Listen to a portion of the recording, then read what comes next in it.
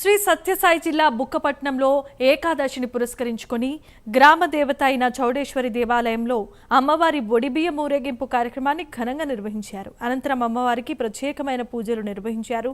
చౌడేశ్వరి అమ్మవారి నామ స్మరణతో ఆ ఆలయ ప్రాంగణమంతా మారుమ్రోగిపోయింది. అమ్మవారిని దర్శించుకునేందుకు భక్తులు అధిక సంఖ్యలో తరలివచ్చారు.